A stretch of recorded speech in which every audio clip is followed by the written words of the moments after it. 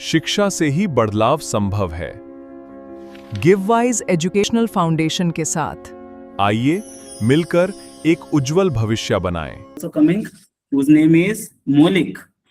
Okay, Maulik, how are you? I am fine, sir. What about you? I am also fine.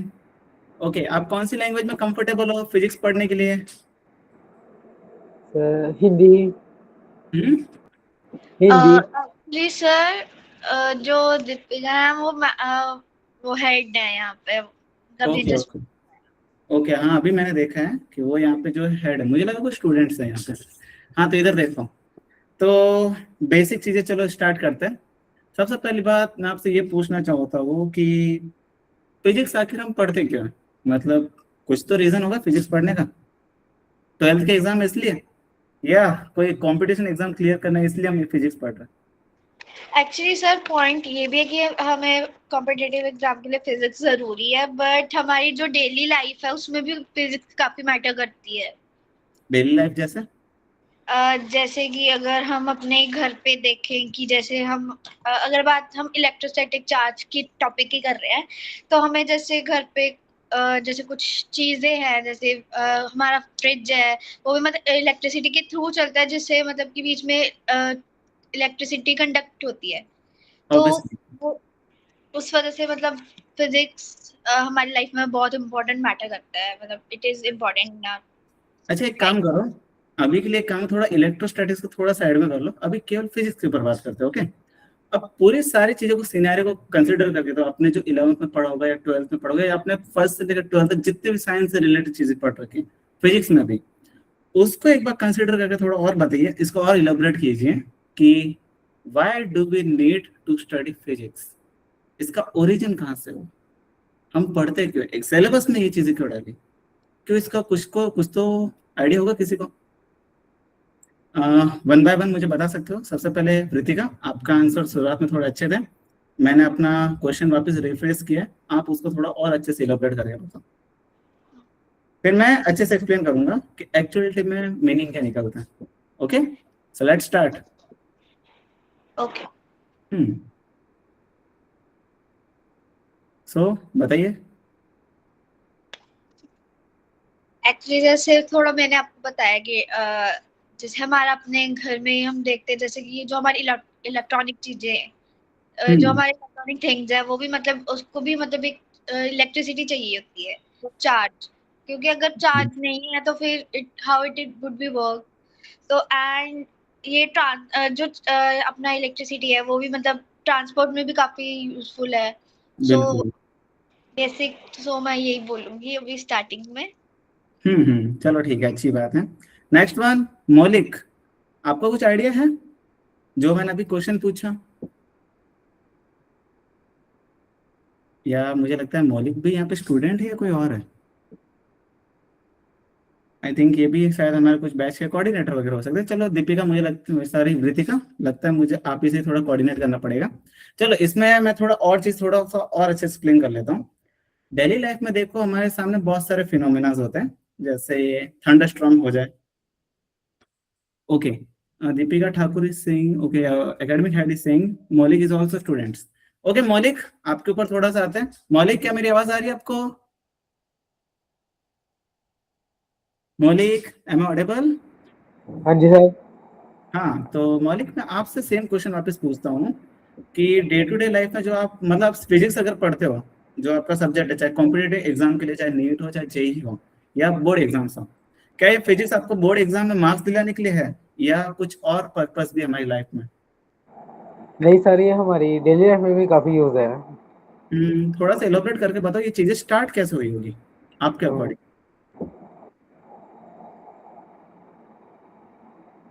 कुछ idea है आपको इस बारे में? हल्का सा भी बता सकते हो, वैसे शेयर करो, कोई प्रॉब्लम नहीं। हाँ जी।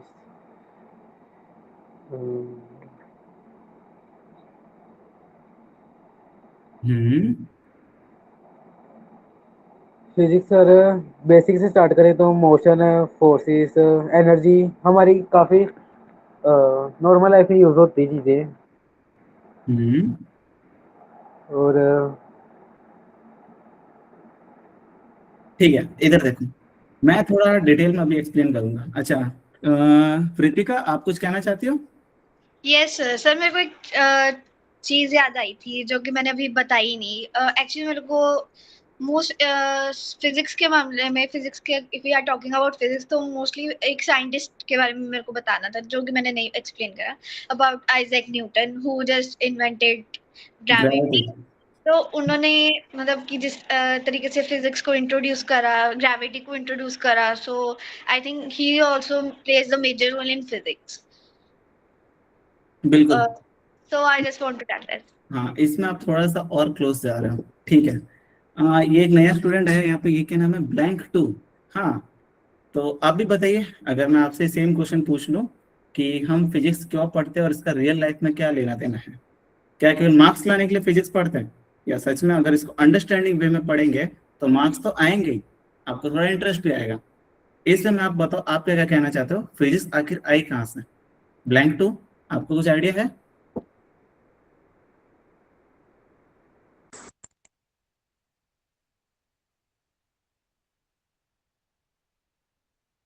Blank 2, am I audible?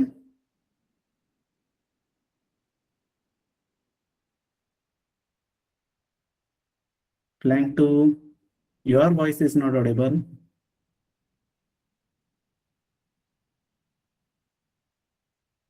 Sir, can you just tell us how does physics came from? Yes, मैं इसको पूरा जमीन से बताऊंगा कि आखिर ये आया कहाँ से, आइडिया भी। ओके, तो पहले मुझे आप सबके ओपिनियन थोड़े जानना है ताकि मुझे थोड़ा आइडिया लग सके कौन कहाँ तक सोच सकता है इस चीज को। ओके, तो मैंने वन बाय वन आप दोनों से तो ले लिया। Third one person is blank two. आप बताइए आपके अकॉर्डिंग क्या होनी चाहिए चीजें, फिजिक्स आखिर आई कहाँ से, या फिजिक्स का मतलब ही क्या निकलता है, केवल एग्जाम के लिए या कोई सब्जेक्ट है इसलिए? नहीं सर, फिजिक्स बेसिक्स है यूनिवर्स की, फॉर्मेशन ऑफ यूनिवर्स भी फिजिक्स के अंदर ही आती है ऑब्वियसली। हाँ, तो इधर देखो, आपने चीजें तो सही बताई कि फॉर्मेशन ऑफ सारे यूनिवर्स। मैकेनिक्स। हाँ जी, यस यस यस, मतलब आप देखो, अब मैं आपको थोड़ा बेसिक आइडिया दे देता हूँ। सबसे पहली बात, हम आसपास नेचर से सराउंडेड है, हमारा पूरा एक इन्वायरमेंट है, हमारा एटमॉस्फेयर, बहुत सारी चीजें लाइफ के अंदर। आप हो, मैं हो, आपका हार्ट बीट की तरह धड़धड़ करता रहता है। साउंड वेव्स ले लो, एनर्जी ले लो, जितनी भी चीजें हैं, आपका मतलब एक तरीके से केमिस्ट्री कंपाउंड भी ले लो, जितने भी फिनोमेना आप अपने आसपास देख पाते हो, हर जगह फिजिक्स यूज होता है किसी न किसी तरीके से। ये तो बात है कि फिजिक्स यूज होता है, लेकिन एक पल के लिए मान लो फिजिक्स टर्म ही एग्जिस्ट नहीं करता। मान लो फिजिक्स टर्म एग्जिस्ट नहीं करता, फिजिक्स है ही नहीं, तो हम अगर एशियन टाइम में बहुत पहले से अगर देखें ना थोड़ा सा, तो उनको बस ये फिनोमेना देखते थे कि हाँ भाई, सूरज उगता है और जो पश्चिम है वो सेट हो जाता है। आप रात को देखो, रात को मून राइज होता है एंड देन मॉर्निंग को मून वापस डिसअपियर हो जाता है। आप ये भी देखते हो कि मतलब पुराने जमाने में लोग देखते थे कि हाँ भाई, कि अर्थ जो है वो रोटेट करती है, मतलब ये भी चीज उन्होंने बाद में बताई। मतलब उन्होंने ये देखा कि रेनफॉल हो रहा है, थंडरस्टॉर्म हो रही है, आप किसी को आवाज लगाते तो वो साउंड वेव जो है उसके कान तक पहुंचती है और वो उस चीज को सुन पाता है। ये सारी चीजें जब उन्होंने देखी, और फिर कुछ कुछ देखो कि वो लोग भाग रहे थे, उनको ये भी फिर पता चला ज्यादा भागते तो हम थक जाते हैं। तो ये सारी चीजें उनको देखने का मतलब ऐसे पता चले, लेकिन एक्चुअल में किसी के पास कोई रीजन नहीं था ये चीज हो क्यों रही है। ये चीजें मतलब हो तो रही है, ठीक है, अब हो क्यों रही है पहली चीज तो ये। दूसरी, अगर हो तो रही है ये भी पता चल गया, लेकिन इस चीज को हम यूज कैसे करें? अगर ये चीज हमें पता चल गई ना कि हमारे आसपास सराउंडिंग में ये चीजें होती है, ये इस वजह से होती है, इन चीजों को अगर हम पता लगा ले और इस चीज को कहीं और यूज कर ले, तो हमारा जो डेवलपमेंट है वो थोड़ा सा बढ़ सकता है। जैसे मैं एक एग्जांपल लेके देता हूँ कि अगर आप बहुत समय पहले अगर जाओगे ना, तो पहिए पहले आप देखोगे रोल व्हील्स जो होते हैं गाड़ियों के वगैरह, वो एग्जिस्ट ही नहीं करते थे। एग्री करते नहीं करते? फिर आपने देखा होगा एशियन टाइम से मतलब पत्थरों के जो टाइम था उस समय आपने देखा होगा कि व्हील्स सबसे पहले डिस्कवर हो। आपको क्या लगता है उन्होंने सबसे पहले व्हील डिस्कवर कर दिया गोल शेप में? ऑब्वियसली नहीं। उस समय उन्होंने शेप अजीब अजीब से ली थी। किसी ने ट्रायंगल लिया था, किसी ने रेक्टेंगुलर व्हील टाइप में कुछ लिया था कि हाँ किसी ऑब्जेक्ट का ऐसे लेके जाना है, तो कौन सा सिंपलेस्ट वे हो सकता है। तो ऐसे उन्होंने फर्दर बहुत सारी चीजें की, तब जाके उनको एक परफेक्ट राउंड शेप मिला, जिसको डिस्क शेप पे कह सकते हैं, जिसको व्हील कह सकते हैं। उन्होंने उस व्हील को इसलिए व्हील ऐसा नाम दिया क्योंकि अगर जब उसको जब आप उस ऑब्जेक्ट को जब जैसे आप मूव करते हो, मान लो व्हील वर्ड ही एग्जिस्ट नहीं करता, वो जस्ट एक ऑब्जेक्ट था जो राउंड शेप का था, अगर आप उसको ऐसे फोर्स लगा के आगे मूव करोगे तो उसको मूव करना बहुत ज्यादा इजी था। इट मीन्स किसी ऑब्जेक्ट को मूव करवाने के लिए, और उसके ऑब्जेक्ट को अगर उस ऑब्जेक्ट की हेल्प से जो आसानी से मूव हो सकता है, उसको कुछ और तरीके से तोड़ मरोड़ के कुछ ऐसी चीज बनाते हैं जिसके ऊपर हम सामान ले जा सकते हैं, तो उस चीज को हमने फिजिक्स के फॉर्म में यूज किया। अब ये बात कब कैसे आपको समझ में आएगी कि मैंने वो राउंड शेप ही क्यों ली, वो आप समझोगे रोटेशनल मोशन में जो आता है रोलिंग मोशन के अंदर। हालांकि ये चीजें बात की कैलकुलेशन, लेकिन उन लोगों ने बस प्रैक्टिकल ये चीज इंप्लीमेंट करके देखा कि हाँ, जो राउंड शेप होती है, राउंड शेप के जो भी ऑब्जेक्ट हैं उनको मूव करना ज्यादा इजी है as compare to other objects. Is it clear for everyone? फिर उसी चीज को इन्होंने यूज करते करते कार्ट बना दिया, कार्ट से फिर कार बना दी, कार से फिर ट्रेन बना दी, एक्सेट्रा बहुत सारी चीज। फिर उन्होंने 2-3 चीजें और नोटिस वगैरह करके देखा कि हाँ यार, कार्ट बन गया और आगे की चीजें, और मतलब व्हील की तो चीजें पड़ी, साथ में एनर्जी की चीजें पढ़ी उन्होंने, थोड़ा बहुत उन्होंने फोर्स के बारे में चीजें देखी थी। हाँ भाई, मतलब कोई ऑब्जेक्ट को ऐसे पुश करता है और अगर मैं सामने से अगर पुश कर दूं तो मतलब दोनों ऑब्जेक्ट कहीं मूव नहीं करेगा, ये चीज उन्होंने प्रैक्टिकली देखी। लेकिन अभी भी वापस क्वेश्चन ये आता है कि इन सब की कैलकुलेशंस कैसे कर रहा है भाई? अगर मैं किसी ऑब्जेक्ट को पुश कर रहा हूँ, कितना पुश कर रहा हूँ, ये मैं कैसे बताऊं? समझ रहे हो कि नहीं समझ रहे? भाई एक बात बताओ, जैसे आप ये जैसे आपके पास तेल का बॉटल है, ठीक है, अगर मैं आपको ये बोल दूं कि इसके अंदर पानी डालना है, तो मैं आप मेरे से पूछे कितना पानी डालू, तो मैं कुछ क्वांटिटी तो बताऊंगा ना यूनिट के फॉर्म में, 5 लीटर, 1 लीटर, 20 ml, 30 ml। तो ये जो ml में यूज कर रहा हूँ, ये क्या है? ये किसी ऑब्जेक्ट का क्या है? वॉल्यूम है। समझे? तो इसका मतलब ये है कि किसी भी चीज को मेजर करना हो, फिजिक्स को अच्छे से कैलकुलेटेड वे में, फिजिक्स चलो वर्ड हटा दो, नेचर के फिनोमिना को कैलकुलेटेड वे में अगर समझना हो, नेचर के फिनोमिना को कैलकुलेटेड तरीके से हमें यूज करना हो, उसके लिए हमें कुछ लॉज, कुछ टर्म्स, कुछ टर्मिनोलॉजी और कुछ क्वांटिटी की हमें नीड पड़ती है, जिसके क्रॉस पॉइंट ये सारी कैलकुलेशन बहुत इजी हो जाए, और हम अपने ब्रेन का जो अप्रोक्सीमेशन वाला जो आइडिया ना, उसको थोड़ा सा रिप्लेस करके थोड़ा सा हम फॉर्मूला वाइज, कैलकुलेशन वाइज चीज करके उस चीज को एग्जीक्यूट करें, तब वो चीज ज्यादा अच्छे से हो सकती है। जैसे एक बात बताना, एक होता है आप खुद के तरीके से अंदाजा लगा के कोई चीज बताते हो, एक होता है परफेक्ट मैनुअल वे में कैलकुलेशन करके आप किसी चीज को बताते हो। जैसे एक और एग्जांपल मैं दे देता हूँ, आपने प्रोजेक्टाइल मोशन एक तरीके से थोड़ा बहुत पढ़ रखा होगा, तो आपने ये चीज देखी होगी, किसी ऑब्जेक्ट को आप किसी एंगल में, किसी हॉरिजॉन्टल सरफेस से अगर फेंकते हो फिक्स एंगल पे, तो ऑब्जेक्ट को सर्टेन डिस्टेंस वो कवर करता है। Is it clear? आप इसमें ये चीज थोड़ा और समझो कि एक होता है कि आप मैनुअल वे में पढ़ो कि ठीक है, ये मेरा हाथ में पत्थर है, मुझे सामने वाले का सर फोड़ना है, तो मैं अपने मैनुअल में से ब्रेन की हेल्प से मैं सीधे को ऐसे फेंक दूंगा और सीधा उसके सर के ऊपर जाके गिर जाएगा, और ये गिर भी नहीं सकता, गिर भी सकता है और नहीं भी गिर सकता। लेकिन एक इसके ऑपोजिट में मैं थोड़ा सा एक और ये देखूं कि ठीक है, मुझे इस एंगल पे हाथ रखना है, इस वेलोसिटी से इस ऑब्जेक्ट को फेंकना है और इतनी देर के लिए फेंकना ताकि ये सीधा टारगेट को हिट कर दे। आप मुझे बताओ, दोनों सिचुएशन में से किस में ज्यादा प्रोबेबिलिटी होगी टारगेट तक अचीव करने की? बोलो बोलो बोलो, फर्स्ट या सेकंड? क्या मेरी चीज समझ पा रहे आप लोग? Sir, can you repeat that question again? Question is very simple. अगर मान लो आपको किसी ऑब्जेक्ट को हाथ में लेना है और किसी पर्टिकुलर रेंज तक आपको फेंकना है, ओके? मान लो आपको बास्केटबॉल खेला होगा आपने, तो बास्केटबॉल Yes. में आपको बास्केट के अंदर बॉल डालनी है, तो आपका ब्रेन जो कैलकुलेशन करता है मैनुअल में, आपका ब्रेन बहुत अच्छा चीज है, वो खुद से मन से सारी कैलकुलेशन करके अप्रोक्सीमेट आइडिया लगा के बॉल को उस हिसाब से पुश करता है कि बॉल सीधी बास्केट में चली जाए। एक तो होती है अपने ब्रेन के भरोसे ये चीज रखो, एक होता है कि आपको कोई बता दे कि तू एक काम कर, हाथ को ऐसे रखना, इतना पुश करना, इस एंगल पे पुश करना और इतना जंप करना, और तुम अगर ये चीज अच्छे से करके एक सटीक टाइम पे, तो बॉल सीधी बास्केट पे जाएगी। आप एक चीज बताओ, इन दोनों में से कौन सा मेथड ऐसा है जिसके अंदर आप जो चीज चाहते बॉल जो बास्केट पे चली जाए, वो ज्यादा इफेक्टिव वे में हो सकता है? अगर सर मैं बात करूँ फर्स्ट ऑप्शन की, तो वो भी मतलब एक पॉइंट पे ठीक है, अपनी जगह ठीक है, लेकिन सेकंड ऑप्शन मेरे को इसलिए सही लग रही है क्योंकि उसमें हमें फोर्स की नीड है। अगर हम मतलब कॉन्सेंट्रेटली उस पॉइंट पे मतलब कि फोकस करे एंड उसको अपनी पूरी फोर्स से फोर्सली उसको पुश करे कि ताकि जो बॉल है वो बास्केट में चली जाए। तो I think second option is the best then then the मतलब आप ये कहना चाहते हो कि सेकंड ऑप्शन में एक्यूरेसी ज्यादा है हमारे Yes. गोल को अचीव करने की, is it right? Yes but first option is also right, both Yes. Are right.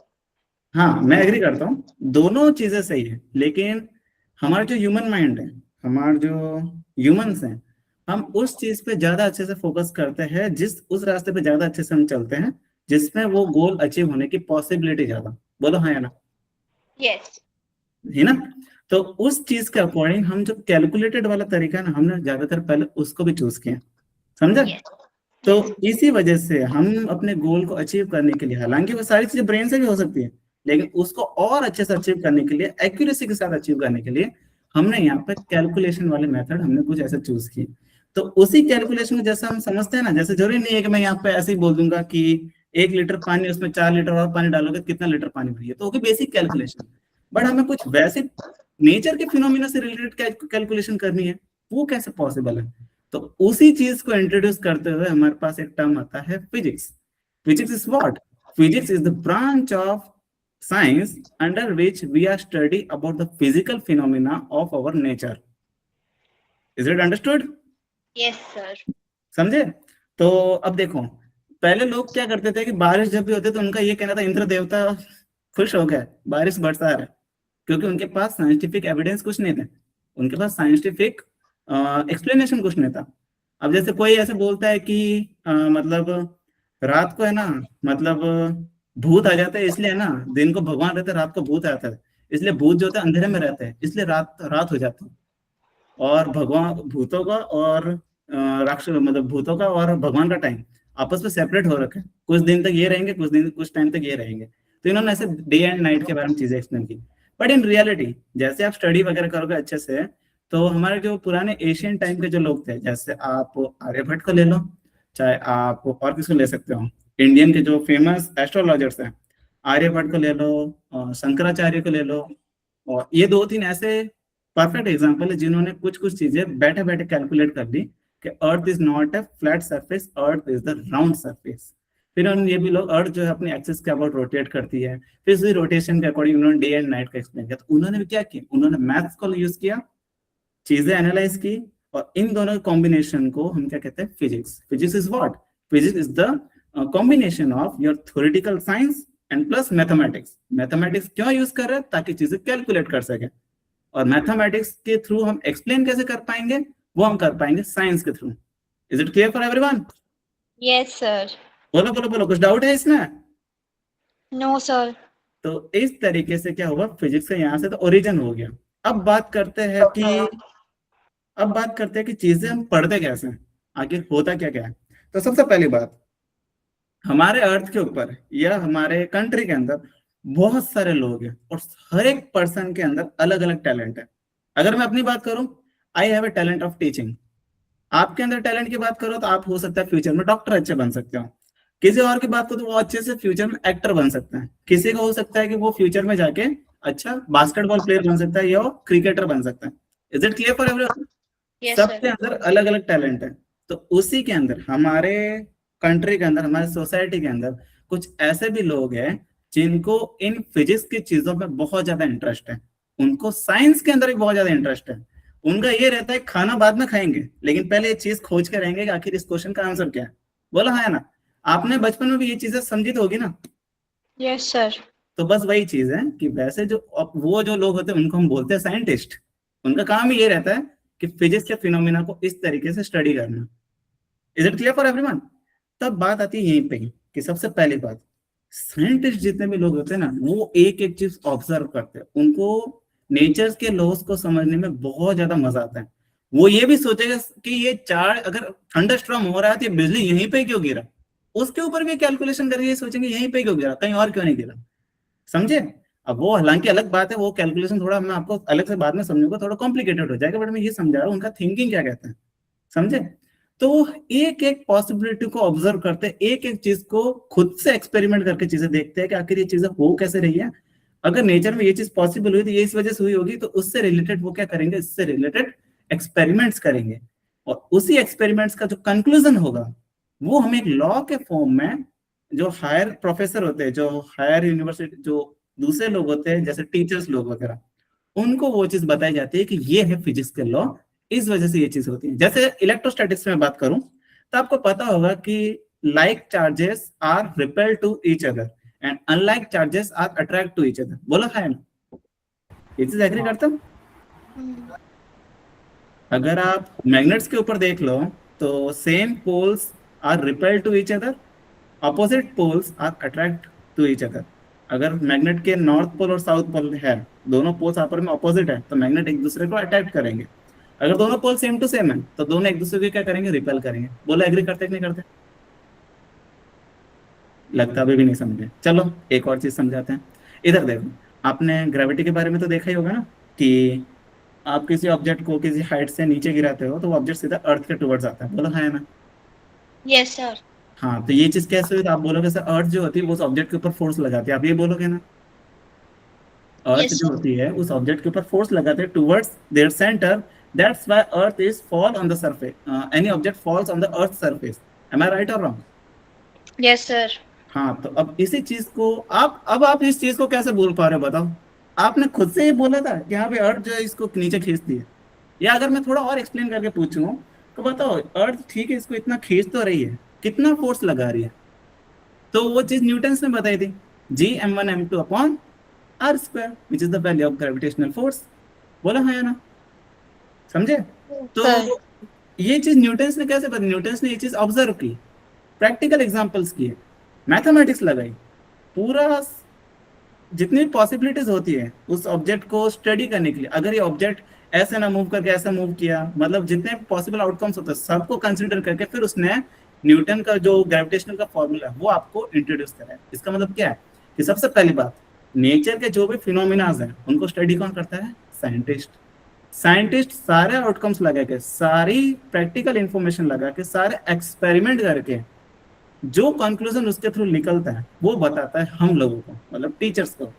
और वही चीज आप अगर उस चीज को अगर आगे अच्छे से बढ़ा पाओ, अगर आपको वो चीज एक्सप्लेन कर ले और आप उसमें से कुछ नया चीज ढूंढ पाओ, तो वो उनको पता है वो चीज बहुत ज्यादा रेवोल्यूशनरी चीज होगी। तो उस चीजों को आगे कैसे बढ़ाएंगे? जब हम आपको वो चीज एक्सप्लेन करेंगे, वो चीज हम आपको पढ़ाएंगे। और आपको अगर आप में से अगर किसी को उस चीज में इंटरेस्ट हुआ तो हो सकता है आप उस चीज में नया इन्वेंशन कर पाओ। तो वो चीज हम कैसे पढ़ा पाएंगे? तो मैं ये थोड़ी बताऊंगा कि मैं तुम्हें ग्रेविटेशनल लॉ पढ़ा रहा हूँ, या मैं तुम्हें ये बताता हूँ ये थंडरस्टॉर्म कैसे होता है ये मैं बताता हूँ, या मैं इसको कैलकुलेट कैसे करते हैं वो बताऊँ। ये मैं वो टर्म्स थोड़ी ना यूज करूंगा। मैं सीधा ये बोलूंगा आज हम फिजिक्स पढ़ेंगे, और फिजिक्स जैसे मैंने नाम ले लिया तो आप सीधा समझ जाओगे कि हाँ सर नेचर के सारे लॉज के बारे में बात करेंगे, और जितनी भी कैलकुलेशन होती है, जितने भी हमारे डे टू डे लाइफ की कैलकुलेशन होती है सर उसके बारे में बात करेंगे। बोलो, is it clear for everyone? Yes sir. हाँ, तो थोड़ा ये बेसिक आइडिया होना चाहिए कि इन चीज़ों का लेना देना क्या है। अब एक और चीज़ मैं वापस बोलता हूँ कि एक्सपेरिमेंट जितने भी हुए ना, एक चीज़ मैं बता देता हूँ, हमारे आसपास के जितने भी चीज़ें हैं उन सब में पॉसिबिलिटी बहुत ज़्यादा है। पॉसिबिलिटी इन द सेंस, आज अगर मैं यहाँ पे बैठा हूँ, आप बताओ कितनी पॉसिबिलिटीज आप सोच सकते हो? क्या पता मैं बैठे बैठे हाथ हिलाने लग जाऊं, क्या पता मैं बैठे बैठे ऐसे सो जाऊं, क्या पता मेरी कुर्सी कुर्सी नीचे गिर जाए, बोला है ना, क्या पता मेरे बीच में इंटरनेट बंद हो जाए और आप लोगों का क्लास रुक जाए, क्या पता बीच में जो हमारे बैच कोऑर्डिनेटर्स हैं वो हमारी क्लास बंद कर ले। इतनी सारी पॉसिबिलिटी है कि नहीं, बोलो? क्या समझ पा रहे हैं चीज?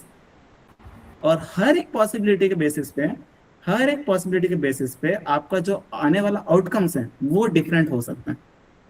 बोले एग्री करते कि नहीं करते? Yes sir. और पॉसिबिलिटी कितनी हो सकती है किसी भी चीज को होने की? इनफाइनाइट, बहुत ज्यादा पॉसिबिलिटी। आप जितना We सोच रहे we can't define it simple way. आप क्या कह रहे हो? We can't define it because it is infinity. Yes, it is infinity.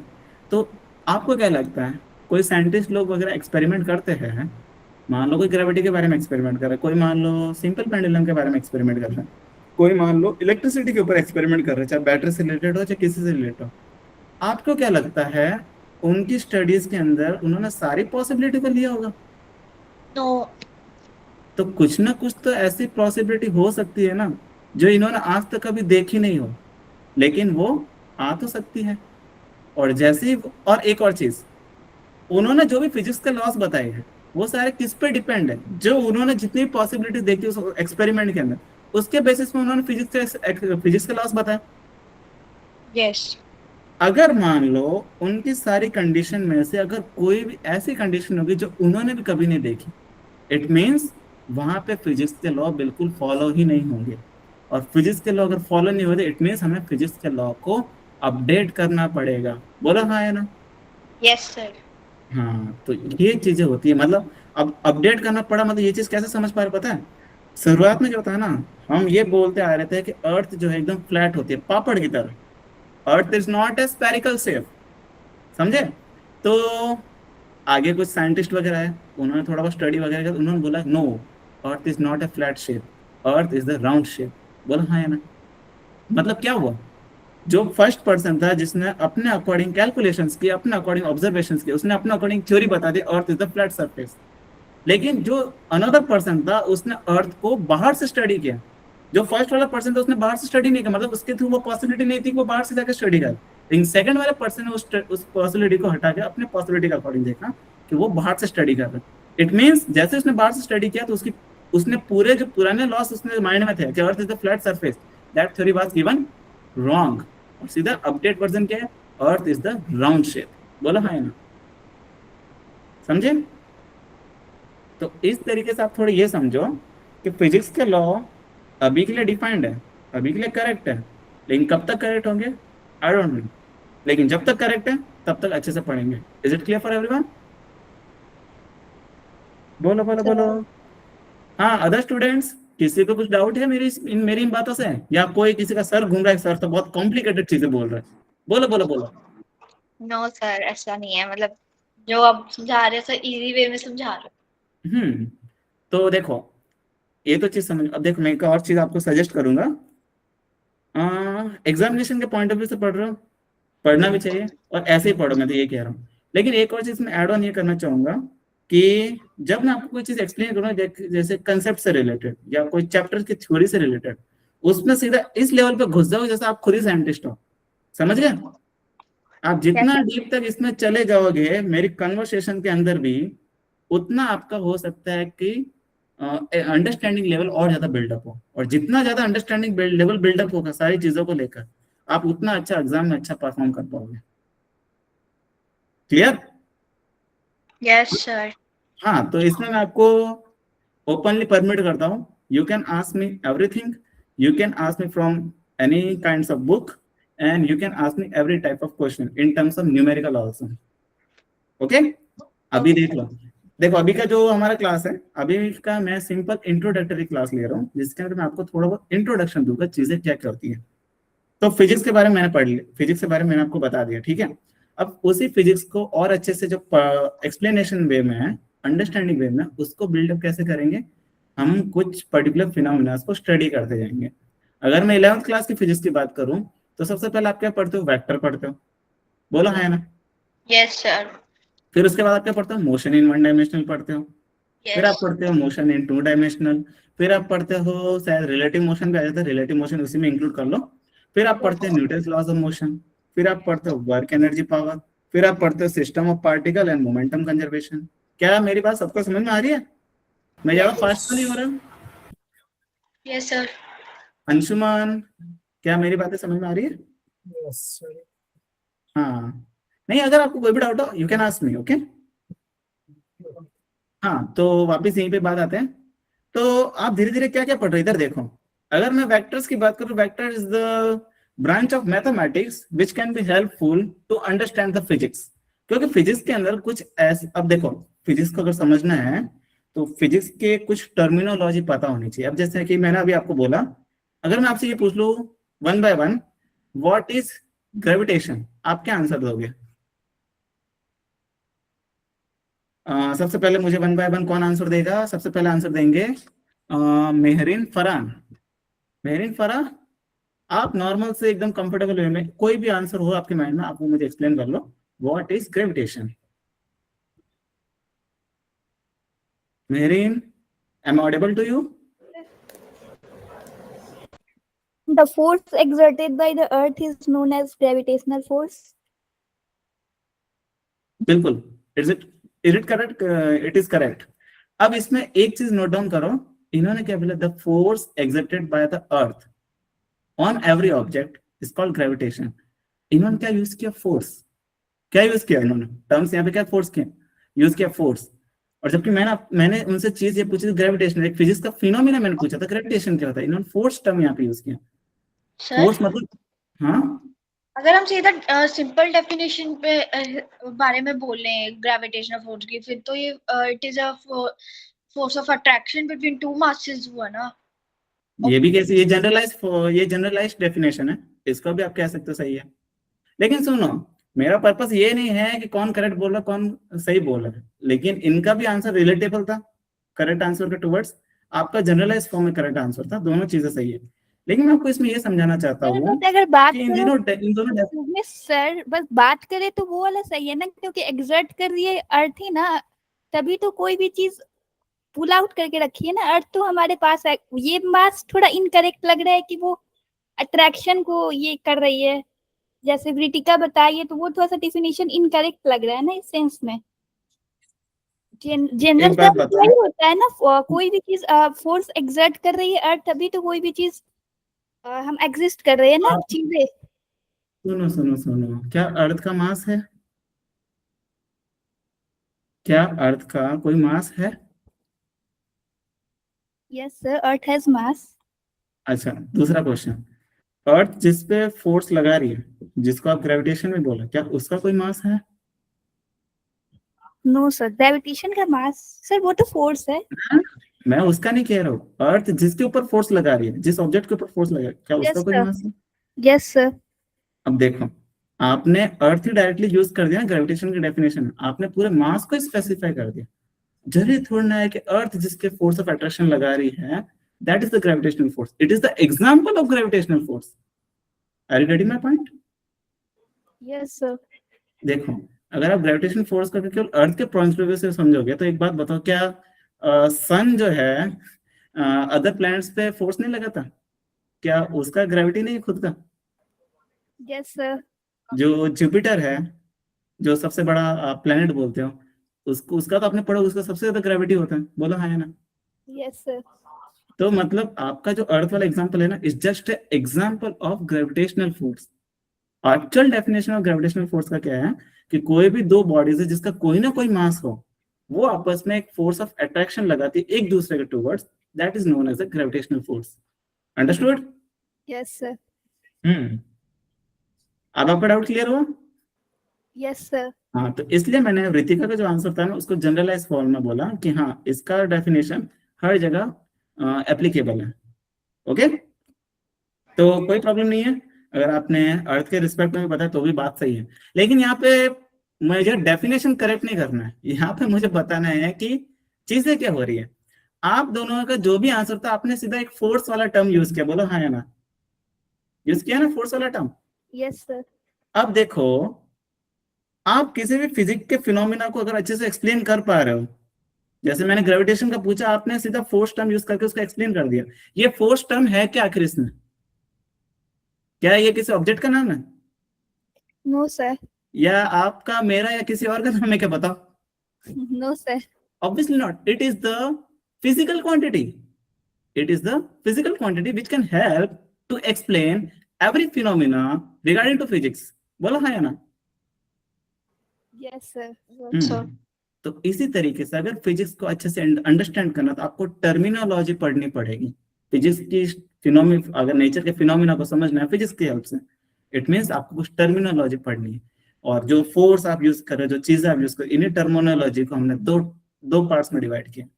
First one is, देखो टर्मिनोलॉजी भी दो टाइप की हो जाएगी, फिर इसमें आगे थोड़ा एक्सप्लेन करूंगा.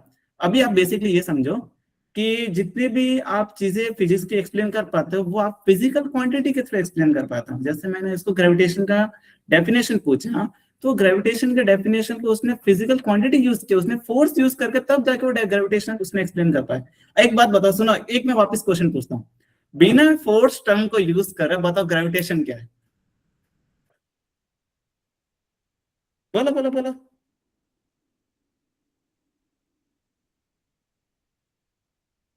क्या किसी का कुछ आंसर है?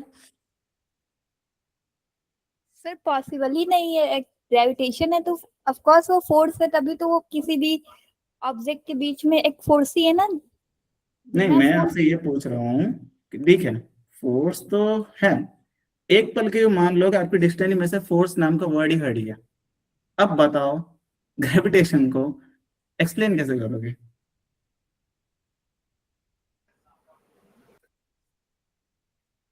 आई guess sir it is impossible to define that. इसका मतलब क्या है कि force is the We physical can't quantity. determine any, we can't determine anything. Yes yes, आप बिल्कुल सही कह रहे हो। देखो, अगर फिजिकल क्वांटिटी का यूज नहीं किया ना, तो एक ही चीज को एक्सप्लेन करने के लिए हम, मतलब एक चीज को एक्सप्लेन करने में बहुत टाइम लग जाएगा, और दूसरी चीजें वो एक्सप्लेन इजीली किसी को समझ में भी नहीं आएगा।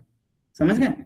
अगर मैं इसको फोर्स ही ना यूज करके मैं ऐसे ही बता देता कि दो ऑब्जेक्ट एक दूसरे को खींचते हैं, फिर रिपेल भी हो जाते हैं, मतलब मैं फिर ऐसे बोल, अर्थ जो होती है किसी ऑब्जेक्ट को ऐसे खींचती है, आपको थोड़ा मजा भी नहीं आएगा समझने में भी। आप लोग क्या सर खींचना धक्का देना वगैरह ऐसे यूज कर दो, कुछ तो थोड़ा तरीके से बताओ।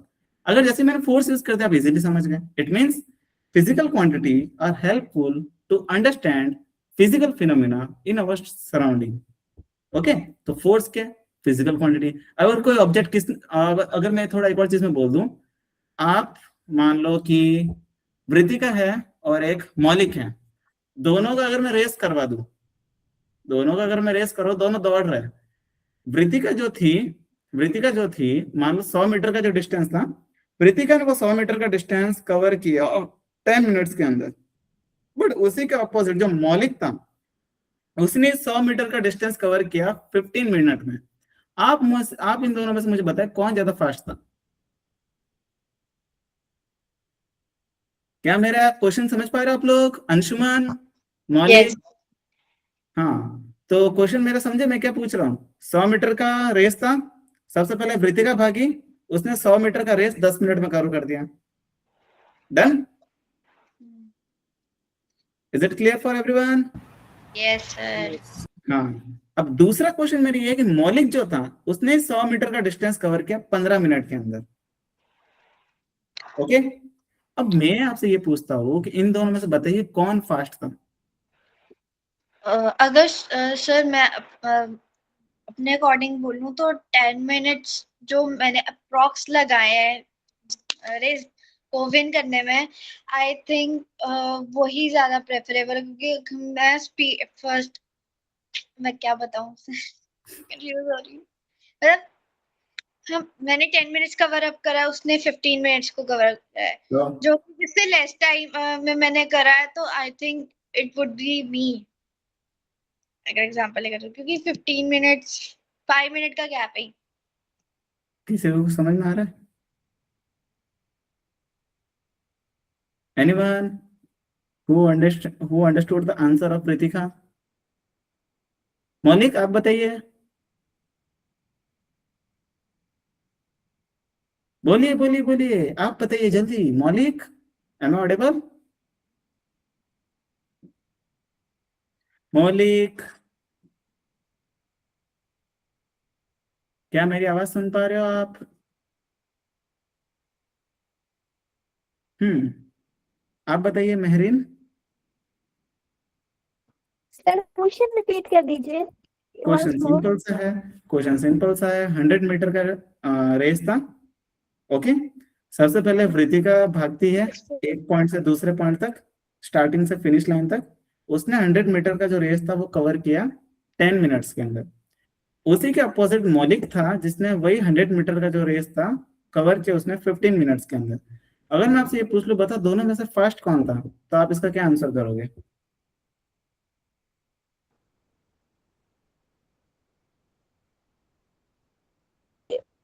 टाइम बोलकर हम्म, मतलब 100 में आपकी वॉइस थोड़ी ब्रेक हो 100 रही है, आप बताइए। हम्म, मेहरीन आप बताइए जल्दी, आप क्या कह रहे थे? हेलो हम्म, याद है ना, क्योंकि मीटर की मेहरीन, आपकी वॉइस ब्रेक हो रही है, मैं आपको सुन नहीं पा रहा हूँ सही से। एक बार वापस थोड़ा नेटवर्क में आके आप थोड़ा बताइए। अंशुमन, आप बताइए। अंशुमन।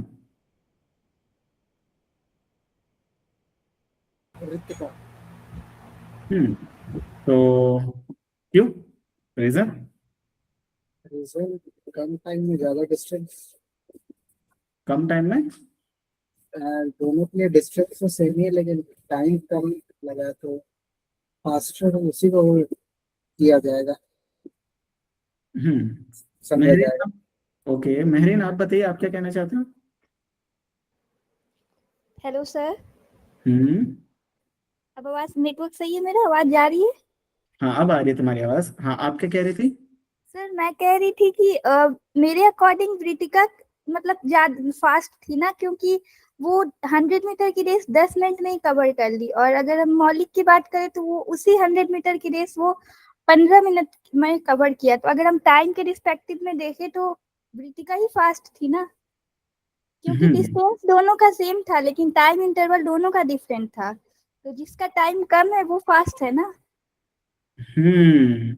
अब देखो, इस पूरे कन्वर्सेशन में आप एक्सप्लेन तो कर पाए, बिल्कुल कोई प्रॉब्लम नहीं है, सभी सही से एक्सप्लेन कर पा रहे थे, सबका फिनोमिना सही था। लेकिन इसमें मैं एक चीज आपसे ये पूछना चाहता हूँ, आपको एक्सप्लेन करने में थोड़ा एक तो प्रॉब्लम भी हो रहा था, कैसे एक्सप्लेन करें। दूसरी चीज ये कि चलो मैं तो ये चीजें जानता हूँ तो हर एक किसी ने समझ लिया। अगर मैं इसको नॉर्मली ऐसे मैं बात पूछ लूँ कि बताओ, सेम डिस्टेंस को अगर कम टाइम अगर वो कवर कर ले, और एक जो पर्सन है जो सेम डिस्टेंस को ज्यादा टाइम में कवर कर ले, इट मीन्स फर्स्ट वाले पर्सन का स्पीड ज्यादा था सेकंड वाले पर्सन से, क्या ये मैं कह सकता हूँ? Yes sir. ये कह सकते हैं ना? Yes sir. हम्म। तो जिसका स्पीड ज्यादा वो ज्यादा फास्ट, जिसका स्पीड कम वो कम फास्ट। अब देखो, ये चीज मैंने विद इन 1 या 2 लाइन में एक्सप्लेन कर दी, बोलो हाँ या ना? और ये क्या, ये चीज समझ में आई आप लोगों को? Yes sir. हाँ, तो इधर देखो, मेनली फिजिकल क्वांटिटीज जो होता है उनका यूज इसीलिए भी होता है कि हम कॉम्प्लेक्सिटी को थोड़ा कम कर पाए एक्सप्लेनेशन में, सामने वाला इंसान कम टाइम में अच्छे से समझ भी पाए, इसलिए हम फिजिकल क्वांटिटी को यूज करते हैं। Is it clear? तो सबसे पहली बात, एक तो फिजिकल क्वांटिटी को टर्मिनोलॉजी के अकॉर्डिंग हम एक्सप्लेन नहीं कर सकते, टर्मिनोलॉजी के अकॉर्डिंग हमें किसी भी फिजिक्स के फिनोमेना एक्सप्लेन कर सकते हैं। दूसरी चीज, अगर उसी फिजिक्स के फिनोमेना कोई भी एग्जाम्पल हो जाए, कोई भी दूसरी एक्टिविटी हो जाए, उसको हम अच्छे से एक्सप्लेन तब कर पाएंगे जब हम फिजिकल क्वांटिटी हमें पता हो। तो उसी के अकॉर्डिंग ये जो हम देखते हैं ना कि कोई भी पार्टिकल डिस्टेंस कवर करते हैं एक पर्टिकुलर टाइम इंटरवल में, तो उस चीज को बार बार यूज ना करते हमने सीधा स्पीड ही नाम रख दिया। स्पीड, हमने ये बोल दिया कि इसका स्पीड 15 मीटर पर सेकेंड है, तो यहीं से पता चल गया 15 मीटर पर सेकेंड मतलब कि एक सेकंड के अंदर ये 15 मीटर भाग जाएगा। अगर मैं सिंपली ऐसे यूज करके देखो, मैं दो तरीके से यूज करता हूँ। एक पार्टिकल है जो 10 मतलब एक सेकंड के अंदर 15 मीटर भागता है। दूसरा पार्टिकल है जो 20 मिनट 1 मिनट के अंदर 25 सेकंड भागता है, सॉरी, एक सेकंड के अंदर 25 मीटर भागता है ऐसे। तो एक तो मैंने इस तरीके एक्सप्लेन कर दिया, बड़ा बड़ा एक्सप्लेनेशन, और एक मैंने बोल दिया एक पार्टिकल का स्पीड है 15 मीटर पर सेकंड, दूसरे का स्पीड है 25 मीटर पर सेकंड। दोनों का मीनिंग सेम ही हुआ ना, बोलो? और आप समझ भी गए कि दोनों चीजों में स्पीड के बारे में बात कर रहे हो, बोलो है ना? तो मतलब देखो, मेनली मेरा मोटिव ये था कि आपको फिजिकल क्वांटिटी का यूज कहाँ पड़ता है, फिजिक्स के फिनोमेना को एक्सप्लेन करने के लिए। समझ गए? तो सबसे पहली बात, हम पहले कहाँ थे, फिजिक्स का यूज कहाँ पड़ा, क्यों पढ़ते हैं, वो मैंने एक्सप्लेन किया। फिर मैंने ये चीज आपको बताई कि फिजिक्स कहाँ से पढ़ते हैं, वो मैंने बता दिया। फिर मैंने ये पढ़ा फिजिक्स को पढ़ना क्यों और फिजिक्स के लॉस आते कैसे, वो मैंने आपको बताया। फिर मैंने आपको ये बताया फिजिक्स के लॉस को अगर अच्छे से समझना है या नेचर के फिनोमेना को अच्छे से समझना है, तो आपको फिजिकल क्वांटिटी की नीड्स पड़ेगी। Is it clear for anyone? बोलो बोलो बोलो। अब मैं आपसे वापस एक सवाल और पूछता हूँ कि बताइए, ये जितना ही मैं अभी एक्सप्लेनेशन दिया, इसमें से किसी को कुछ डाउट है? बोलो बोलो बोलो। क्या इसमें से किसी को कुछ डाउट है जो भी मैंने अभी एक्सप्लेनेशन किया था? रितिका, मौलिक, Anshuman, Yes, sir. Do you have any doubt from previous any explanation? Yes, sir. What? आप क्या क्या डाउट है? रितिका, क्या मेरी आवाज सुन पा रहे हो आप? Sir, I mean, I don't have any kind of all concept is clear, right? Okay okay, understood. हाँ, तो कुछ स्टूडेंट जो अभी इनका एंट्री हुआ है, कोई बात नहीं, अभी भी इनको चीजें समझ में आ जाएगी। तो physical quantity, why do we need to explain physics concept as well as physics calculation, we have need physical quantity. अब बात करें फिजिकल क्वांटिटी भी जो है ना, वो फिजिक्स को समझने के लिए दो टाइप्स की होती है। एक होती है वेक्टर क्वांटिटी, दूसरी होती है स्केलर क्वांटिटी। बोला है ना। वेक्टर क्वांटिटी किस लिए यूज करते हैं? वेक्टर क्वांटिटी ऐसी क्वांटिटी होती है जो डायरेक्शन के अकॉर्डिंग चेंज हो जाती है, जिनका मैग्नीट्यूड डायरेक्शन के अकॉर्डिंग चेंज हो जाता है। और स्केलर क्वांटिटी क्या होती है? जिनका डायरेक्शन चाहे कुछ भी बोल दो, उनका वैल्यू वही रहेगा। जैसे एग्जांपल देता हूँ, सबसे पहले मैं स्केलर क्वांटिटी के ऊपर बात करता हूँ। स्केलर क्वांटिटी का अगर मैं टाइम की बात करूं, मैंने ये बोल दिया कि टाइम जो है 15 मीटर वेस्ट डायरेक्शन में, फिर मैंने बोला टाइम जो है 15 टाइम का मैंने डायरेक्शन करके ईस्ट कर दिया। तो एक बात बताओ, डायरेक्शन मैंने बदला, बताओ टाइम का कोई वैल्यू तो वही रहेगा ना, 15 मिनट है जो भी है। और दूसरी चीज ये, आप आपके माइंड में अभी सर टाइम आप बता रहे हो तो डायरेक्शन क्यों डिफाइन कर रहे हो? ऐसे ही बोल रहे हैं सर 15 मिनट हुआ, इसका मतलब आप खुद जानते हो कि टाइम को एक्सप्लेन करने के लिए मुझे डायरेक्शन का कोई नीड नहीं है। बोलो हाँ या ना?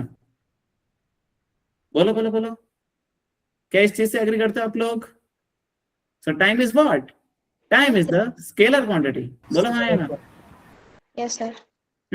दूसरी चीज अगर एक और एक्सप्लेन कर लूं, ठीक है, बताओ एनर्जी।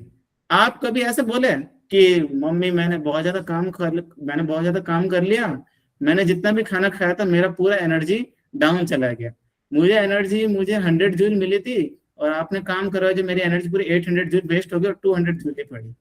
आपने यही चीज बात बोली। अगर अच्छे से एक्सप्लेन करना चाहोगे मम्मी को भी, तो अपनी थकावट ऐसे ही बताओगे ना। तो इसमें कभी भी आपने डायरेक्शन यूज किया क्या? मम्मी आपने मुझे काम करा तो मेरी एनर्जी है ना 800 जूल वेस्ट में डाउन हो गई, फिर मैम फिर मम्मी मेरी जो 200 जूल एनर्जी थी वो मेरे ईस्ट के अंदर ही पड़ी है। ऐसे थोड़ी ना बोलोगे।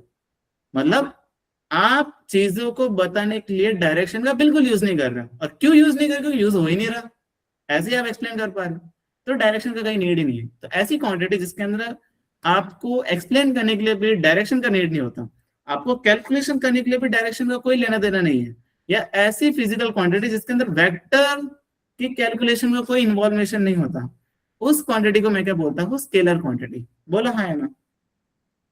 क्या ये चीज समझ में आ गई? उनका आप सिंपल ही ऐड कर सकते हो। जैसे इधर देखो, अगर मैं टाइम की बात करूं तो मान लो आपने एक काम कर रहे थे, आप यहाँ पे पढ़ रहे हो मेरे साथ में, तो मेरी क्लास जो मान लो यहाँ पे 1.5 घंटे की है, आपने मान लो आधा घंटा और सेल्फ स्टडी कर ली। बताओ टोटल टाइम आपको कितना लगा पढ़ने में? जल्दी बताओ, जल्दी जल्दी, मुझे इंगेजिंग थोड़ी चीजें चाहिए। 2 घंटे। ऑब्वियसली 2 घंटे। तो आपने सिंपल ही क्या ऐड ही तो किया। 1.5 घंटा था, उसमें आधा घंटा ऐड करके आपने 2 घंटे बता दिए। बोला है ना? Yes sir. उसमें कोई ऐसे लॉ वगैरह थोड़ी ना लगा, ये एंगल ऐसे है वो कर दो वो कर दो, ऐसा थोड़ी ना किया, कुछ भी बात नहीं हुई। इट मींस आप स्केलर क्वांटिटी को नॉर्मली ऐड कर सकते हैं। अब बात करते हैं वेक्टर क्वांटिटी। वेक्टर क्वांटिटी के अंदर मैं हल्का से एक एग्जांपल लेता हूं कि जैसे, एक सेकंड मैं आपको थोड़ा व्हाइट बोर्ड के थ्रू बता दूं, जस्ट वेट अ मिनट। आज चलो व्हाइट बोर्ड का यूज करते हैं। आप 2 मिनट थोड़ा पेशेंस रखना, मैं अभी आपको स्क्रीन शेयर करूंगा और मुझे बताना मेरी स्क्रीन विजिबल है या नहीं। Okay, just wait a minute.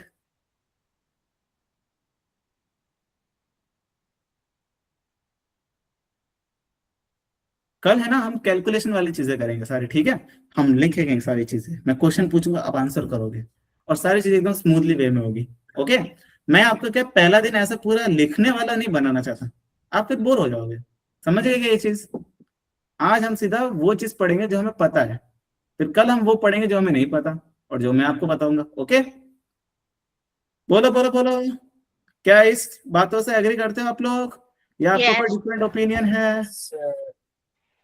बोलो बोलो बोलो। आप लोगों की आवाज पूरी स्लो आ रही है, लगता है खाना नहीं खाया अभी तक। बोलो। Yes sir. हाँ, और देखो ज्यादातर लोग तो भाग गए यहाँ से, 3 जने ही बचे। कहाँ गए? तो लगता है खाना खाने चले गए। हाँ, लग तो रहा है सभी खाना खाने चले गए। अरे मैंने भी खाना नहीं खाया अभी तक, ठीक है? हाँ, तो इधर देखो, क्या मेरी स्क्रीन विजिबल है आप लोगों को? Yes sir. हाँ, तो इधर देखो, अब मैं आपसे एक सिंपल सा क्वेश्चन पूछता हूँ, इस डायग्राम को देखना, ठीक है? ये क्या है? ये है एक बॉक्स, बोला हाँ या ना? Yes sir. BOX। नहीं, इतना तो जानता है यार, इतना तो पता है।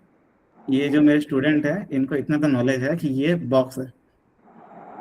ये इधर देखो, ये है सरफेस। ओके, अब इस यस। बॉक्स को मैंने सरफेस पे रखा। मैं आपसे सिंपल सा क्वेश्चन पूछता हूँ कि मैं यहाँ पे दो फोर्स अप्लाई कर रहा हूँ। ये कैसे है? एक एक काम करते हैं, इसको थोड़ा ऐसे ले लेते हैं। फोर्स अंदर थोड़ी लगेगा, ऐसे है, ठीक है।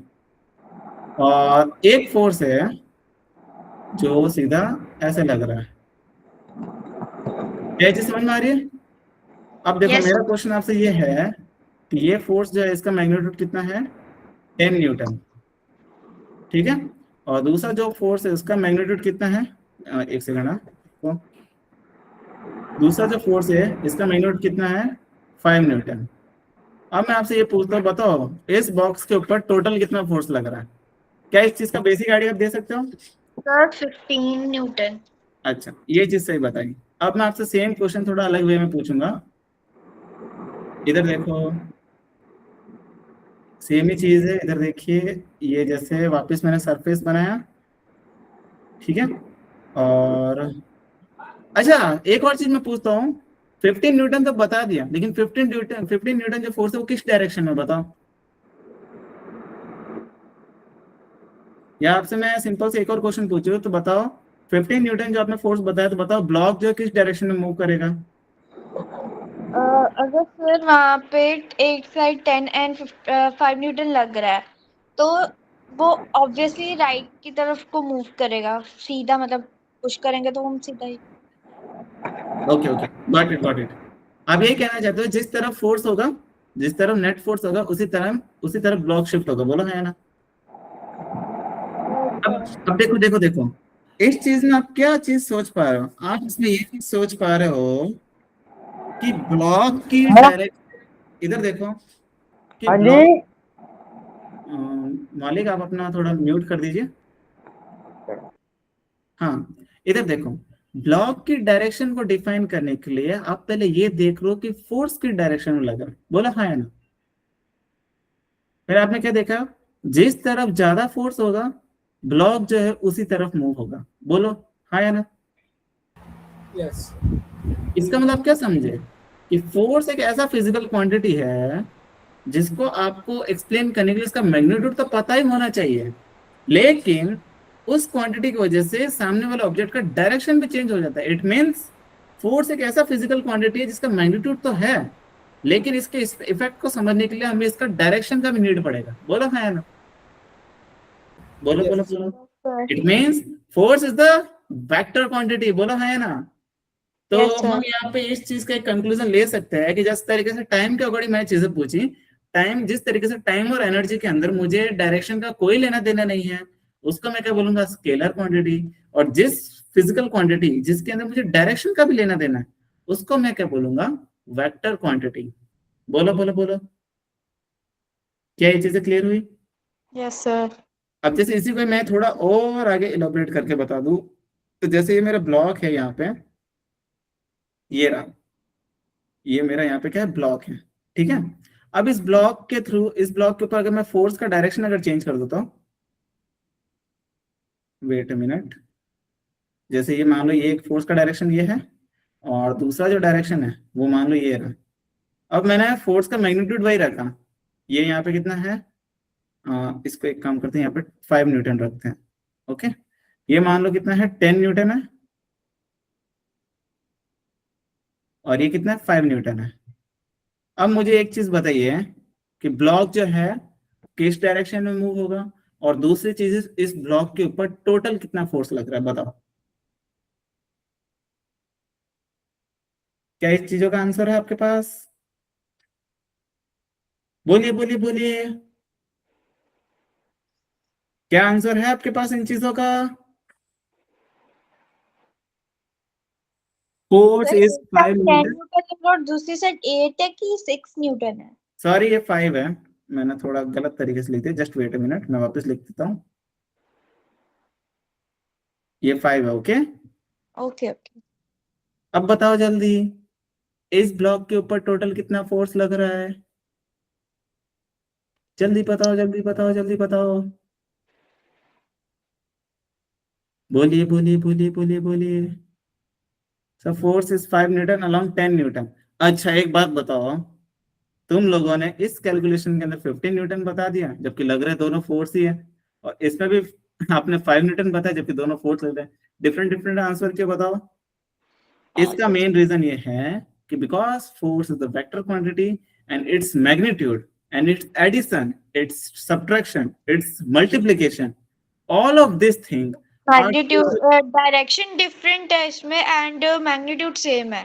बिल्कुल ये चीज है, मैग्नीट्यूड थोड़ी ना सेम, मैग्नीट्यूड डिफरेंट है दोनों के। हाँ तो इधर देखो, इसका मतलब ये है कि इस टाइप की जो कैलकुलेशन होती है ना, अगर ये मान लो फोर्स स्केलर क्वांटिटी होता है तो पहले वाली सिचुएशन में भी 15 न्यूटन, सेकंड वाले सिचुएशन में भी 15 न्यूटन होना होता है। लेकिन इसमें आपने देखा, आपने ऑब्जर्वेशन लगा के देखा कि 10 - 5 हो रहा है, मतलब 5 न्यूटन आ रहा है, वो भी along higher magnitude of force direction. बोला है ना? इट मींस यहाँ पे हम यूज कर रहे हैं वेक्टर कैलकुलेशन, समझे? बोलो बोलो बोलो। तो इस तरीके से आप समझ गए कि दो फिजिकल क्वांटिटी होती है, एक होती है वेक्टर क्वांटिटी, एक होती है स्केलर क्वांटिटी। दोनों के बारे में डिटेल में और अच्छे से पढ़ेंगे। अभी आपको थोड़ा सा इंट्रोड्यूस ये करना था कि वेक्टर अलजेब्रा कहाँ पे यूज होता है और वेक्टर हम क्यों पढ़ते हैं, ठीक है?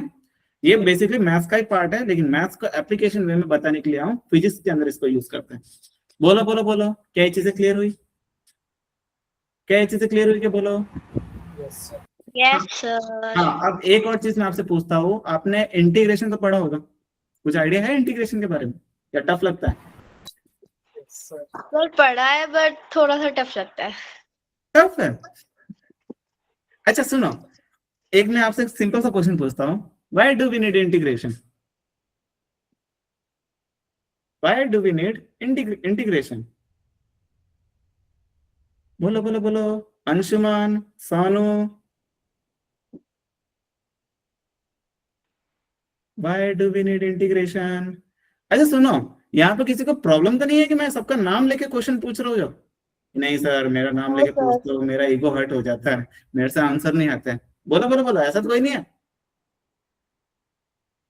हाँ, तो अब मुझे वन बाय वन आंसर करके बताओ। मेरिन, फरहान, आप बताइए, why do we need integration? हम इंटीग्रेशन क्यों पढ़ते हैं और हमें वहां पे यूज क्या होता है, किस लिए हम पढ़ते हैं, कहाँ यूज है इनका? क्या ये इसीलिए यूज होता है कि वो सांप की तरह से बना दो और ये फॉर्मूला लगा दो और लिमिट पुट करके आंसर ला दो? बोलो है ना? क्या वो इसलिए यूज होता है इंटीग्रेशन, या कुछ और रीजन है? बोलो, क्या मेरी बात समझ में आ रही है आप लोगों को? Yes sir. हाँ तो बताइए, इंटीग्रेशन किस लिए यूज करते हैं? बोलो बोलो बोलो बोलो बोलो। अच्छा, इसी के अकॉर्डिंग एक और थोड़ा सिंपलेस्ट फॉर्म में और पूछ लेते हो जो आपको सिंपल लगता है। Why sir do we need differentiation? Sir एक चीज बोलनी है। हम्म, सर निकालनी इंटीग्रेशन तो नहीं आती, बस इतना पता है कि हम क्यों निकालते हैं। ये पता है? Yes yes. बताइए। ताकि तो जो टोटल अमाउंट, जो टोटल वैल्यू वगैरह जो हमारी निकलती है इंटीग्रेशन के थ्रू, उससे क्या होता है कि वो हमें इजीली पहले ही पता चल जाती है, हमें इतना लॉन्ग डीप में स्टेप्स में जाने की जरूरत नहीं पड़ती। एग्जांपल देके समझाइए जैसे। अब एग्जांपल क्या दूं? अच्छा, बाकी स्टूडेंट्स, आपको क्या इनका आंसर थोड़ा समझ में आएगा, ये क्या कहना चाहते हैं?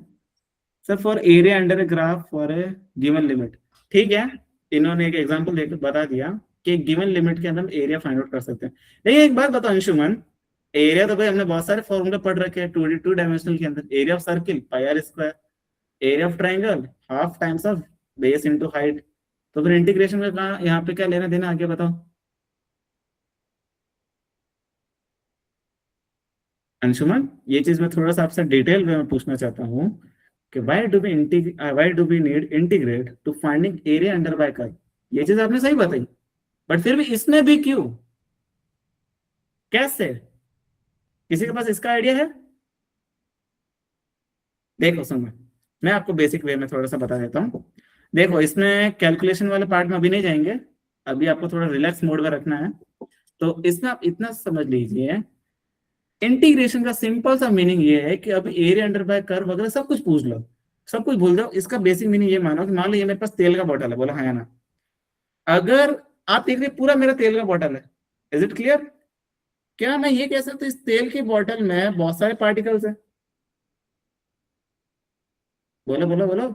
Every matter is the combination of different different particles.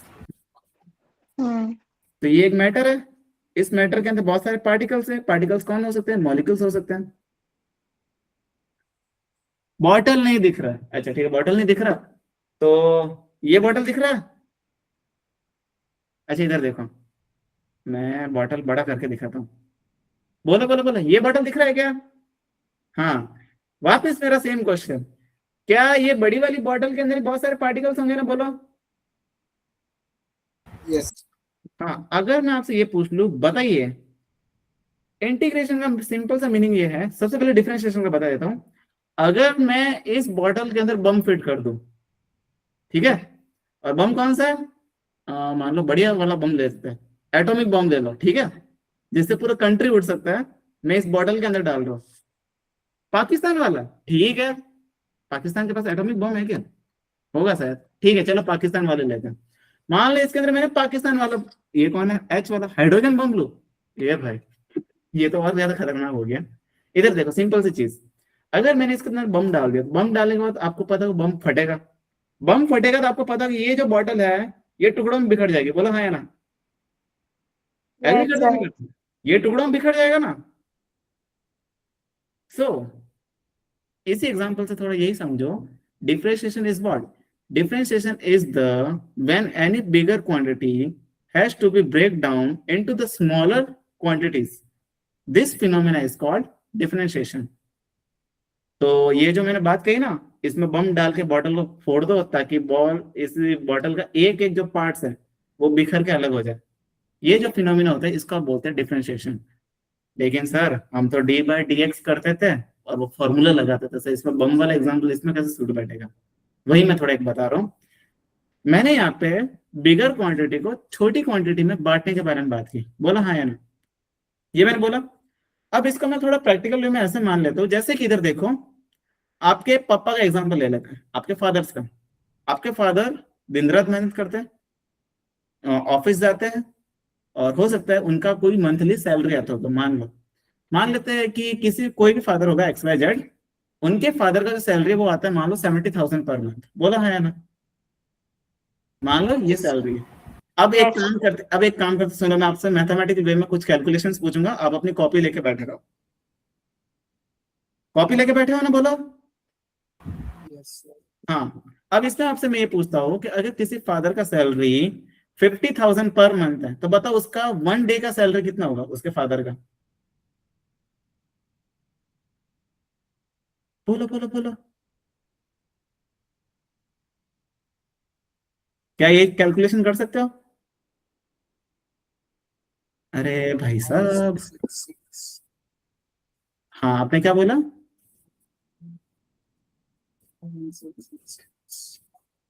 Okay ठीक है, इन्होंने ये सैलरी निकाला, ये क्या था? 1 डे का सैलरी। अब मैं आपसे ये पूछूं, बताओ ये जो फादर था जिसने 70,000 मंथली कमाया, आपने बोला 1 डे का सैलरी इसका 166,000 है। मैंने बोला 1 आवर का सैलरी क्या होगा? बोलो बोलो बोलो बोलो। What is the salary of that person in 1 our?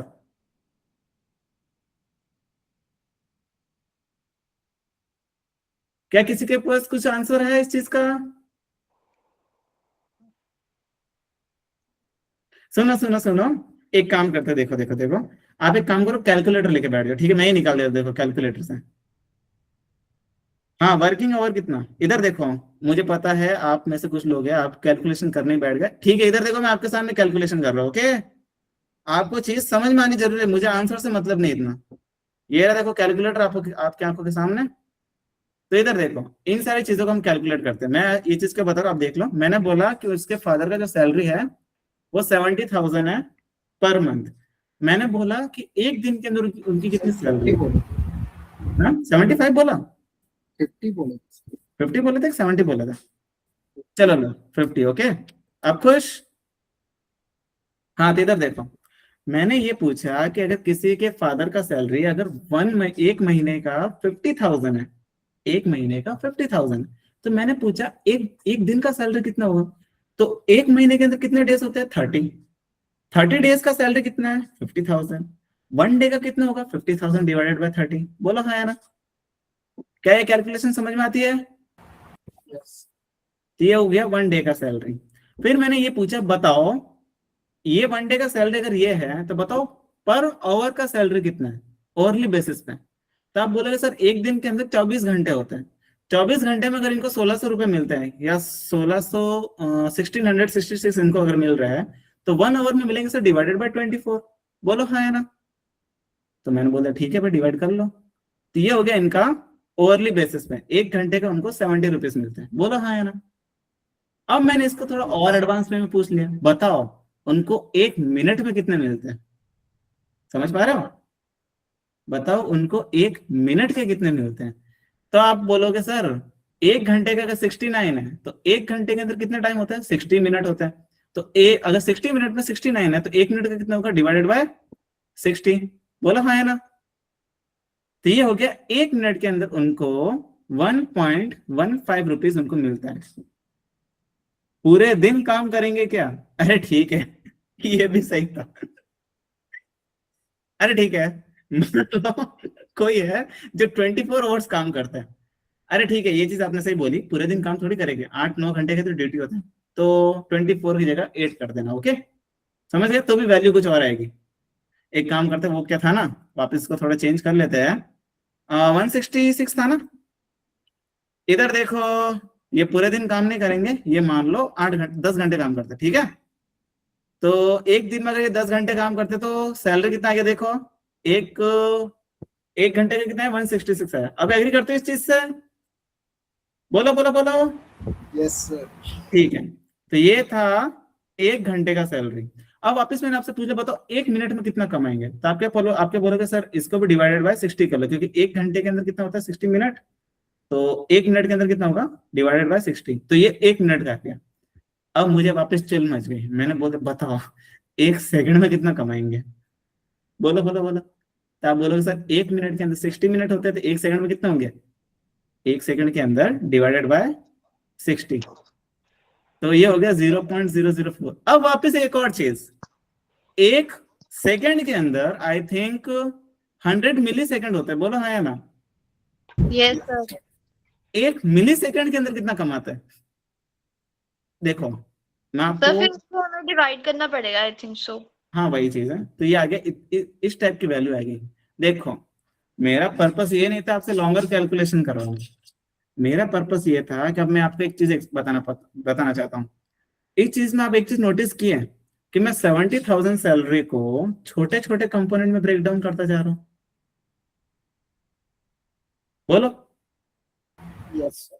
सबसे पहले मैंने डेज के अकॉर्डिंग ब्रेक डाउन किया 70,000 को, फिर मैंने ब्रेक डाउन किया ओवर के बेसिस पे, फिर मैंने ब्रेक डाउन किया मिनट के बेसिस पे, फिर मैंने ब्रेक डाउन किया सेकंड के बेसिस पे। बोलो है ना।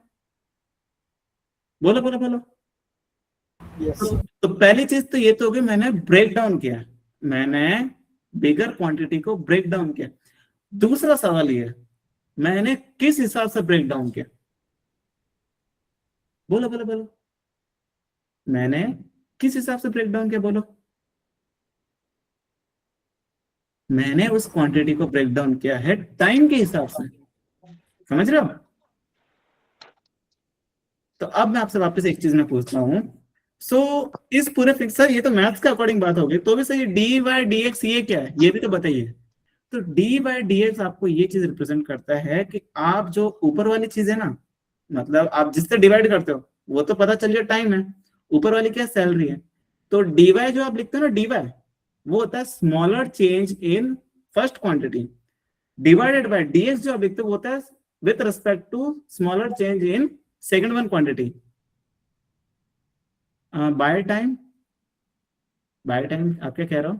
हाँ यस बाय टाइम आप कह रहे हो, बिल्कुल सही है, डिवाइडेड बाय टाइम करके।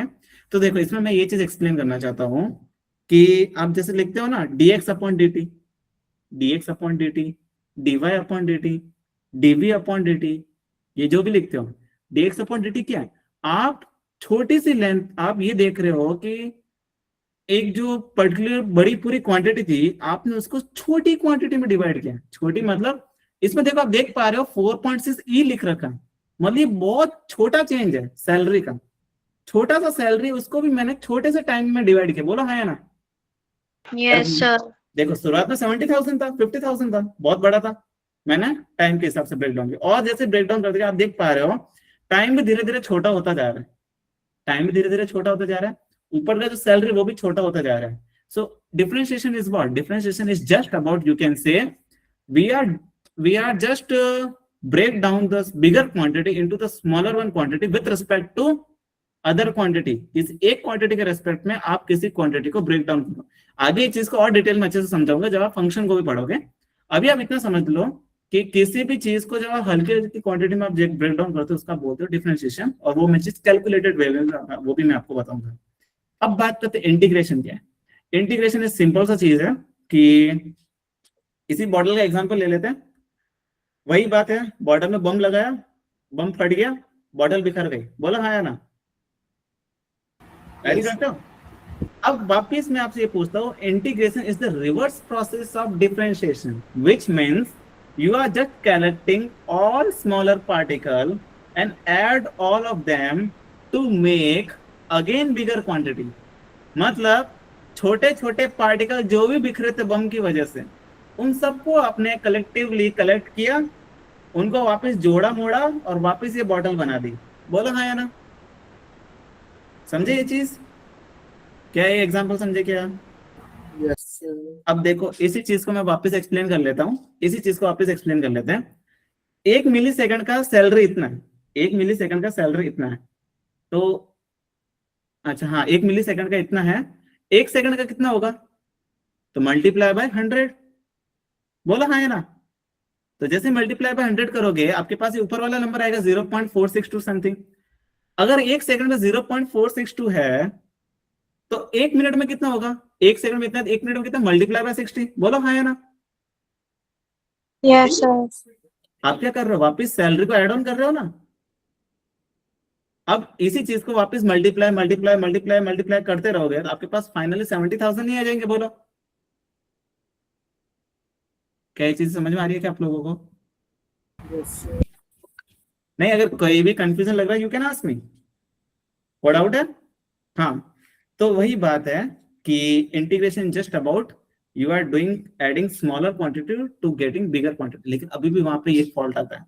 इधर देखो, अगर मैं आपसे एक एग्जांपल ये पूछ लूं कि आपके पास मान लो शक्कर के दाने या आपके पास मान लो नमक था, ठीक है? इधर देखिए, आपके पास नमक था, नमक का आपको पता है स्मॉलर स्मॉलर पार्टिकल होता है, छोटे छोटे। बोलो हाँ या ना? बोलो Yes, यहाँ पे मैं चीजें थोड़ी और लिख लेता हूँ। ये रे नमक के दाने इतने बट छोटे छोटे। क्या ये देख पा रहे हो स्क्रीन के ऊपर? क्या ये विजिबल है? एक सेकंड, ये क्या हो गया? ये नमक फैल कैसे गया? Just wait a minute. हाँ, हट गया।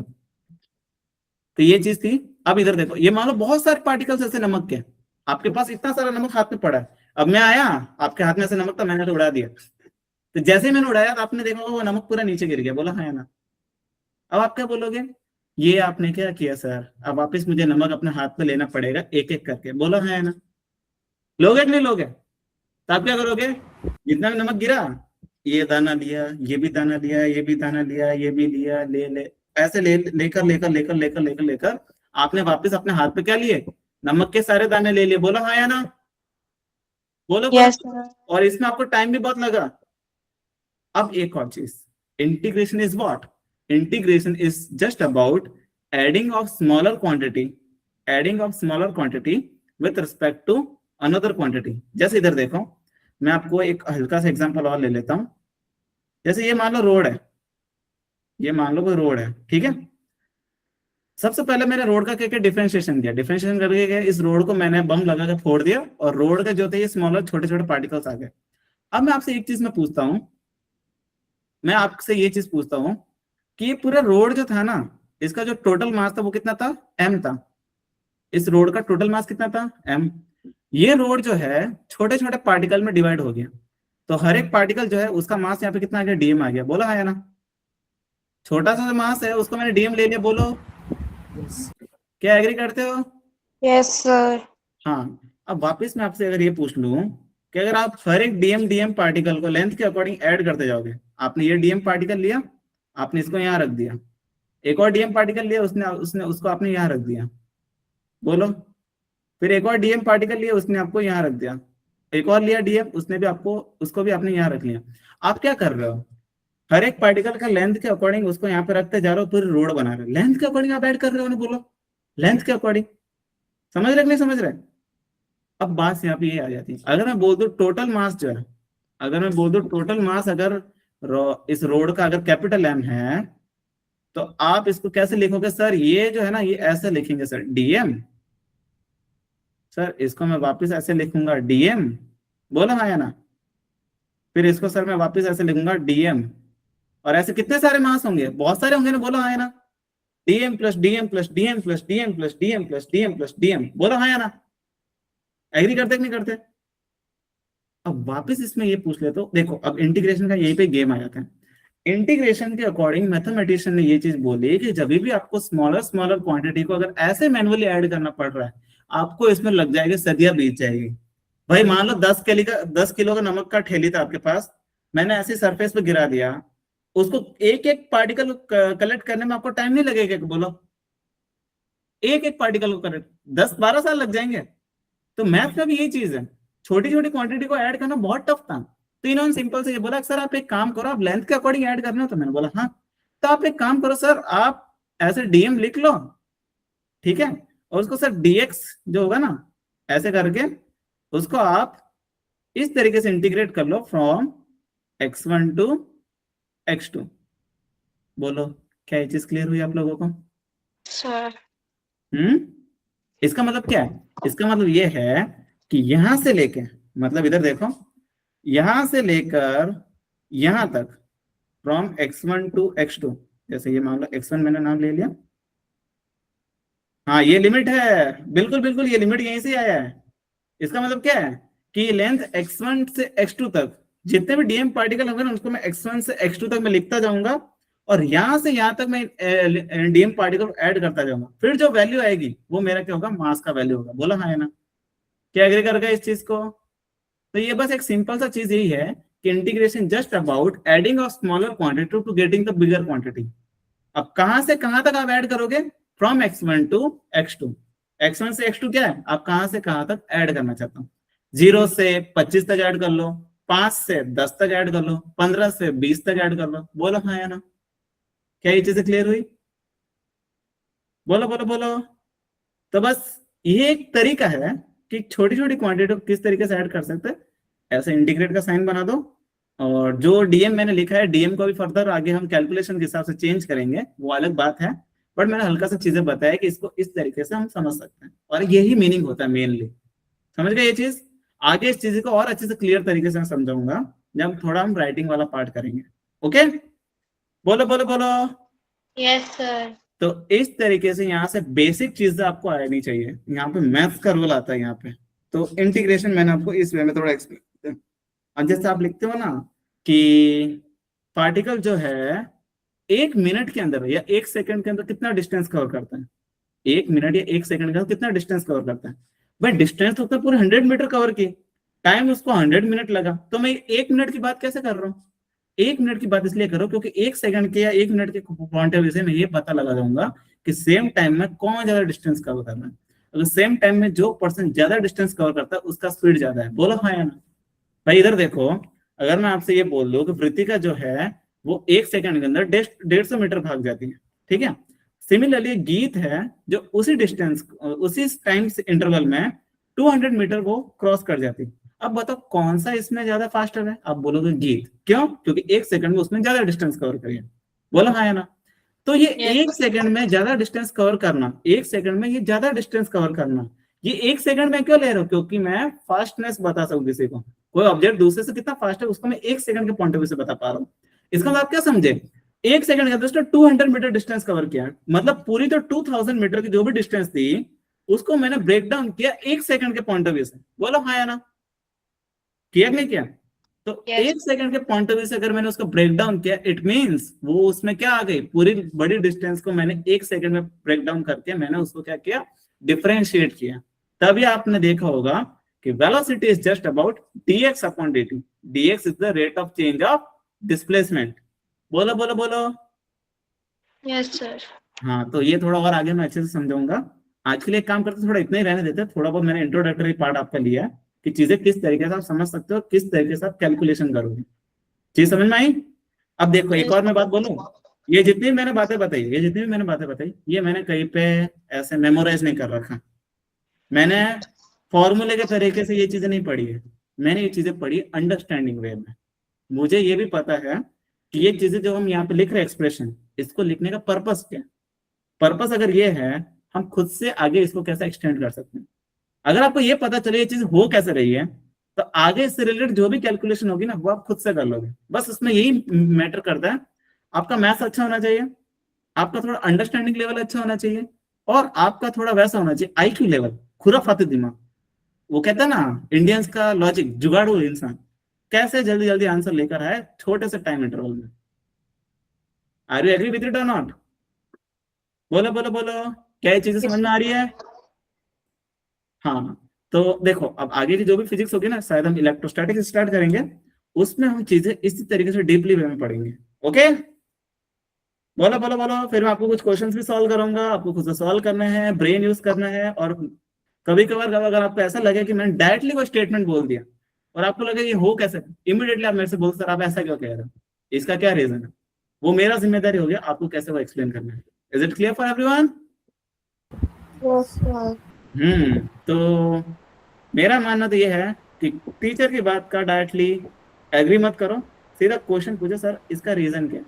और पोलाइट वे में ही हाँ कह सकते हो, उस वे में कि आप जानना चाहते हो, ना कि आप सामने वाले को रॉन्ग प्रूफ करना चाहते हो। दोनों में फर्क है। ओके, बट आप जानने के वे में अगर पूछोगे ना, तो उनको भी मजा आता है। सच बोलो तो मैं अपने टाइम में यही करता था, आप भी ये फॉलो करो, आपको ज्यादा चीजें समझ में आएगी। ओके, बोलो बोलो बोलो। अच्छा, मैं एक मेन चीज तो बोलना ही भूल गया, आप मेनली किस चीज का प्रिपरेशन कर रहे हो? Are you all of them are NEET aspirant और जेई एस्पिरेंट और board aspirant? Actually, honestly, if I talk about myself, मैं अभी तो फिलहाल बोर्ड्स पे फोकस कर रही हूँ।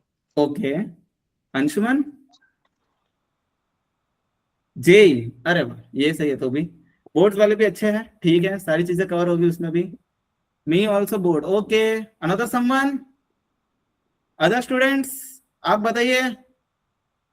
अरे थोड़ा मुझे आइडिया रहेगा कि सबका आईक्यू लेवल क्या है, और उसके अकॉर्डिंग मैं सारी चीजें एक्सप्लेन करूंगा। बोलिए बोलिए बोलिए। Yes, हाँ, sir. गीत शर्मा फॉर जेई। ओके, और कोई? मौलिक, सोनू? सर मौलिक बोर्ड से। बोर्ड्स। हाँ जी सर। ओके, और सोनू आपका? बोर्ड्स। बोर्ड्स तो हो पहले, अरे कोई प्रॉब्लम नहीं है, दोनों हो सकता है, ठीक है, एक साथ। अगर मैं कर सकता हूँ तो आप क्यों नहीं कर सकते? ओके, एक बात बोलूं, सबसे पहले मैं आपको एक नॉर्मल सी चीज पूछता हूँ, आप में से कौन से कितने ऐसे स्टूडेंट हैं जिनके 10th में मोर देन 80% है? I have done JEE, so nice. आप में से मुझे हैंड रेस करके बताओ, ऐसे मैं समझ नहीं पाऊंगा। आप में से कितने ऐसे स्टूडेंट हैं जिनके? Student. Yes, I'm a purely average student right now. So you are also average student, don't worry. about I scored 60. Okay, So that इन 10th examinations? yes. Okay, Anshuman, what about your marks? 87? Oh, nice. Malik, what about your score? Hmm? I can't hear your voice. Oh, Geet also 87. Nice. Sonu? Sonu? Sir 10th में yes 84. Wow, I think most of the students have scored 84. So nice. In fact आपको आगे भी इसी तरीके का achievement करनी है। लेकिन इसमें मैं एक चीज ये बोलूंगा कि ये जो 87, 67, 62, 52, इवन 95, ये जस्ट एज ए नंबर है।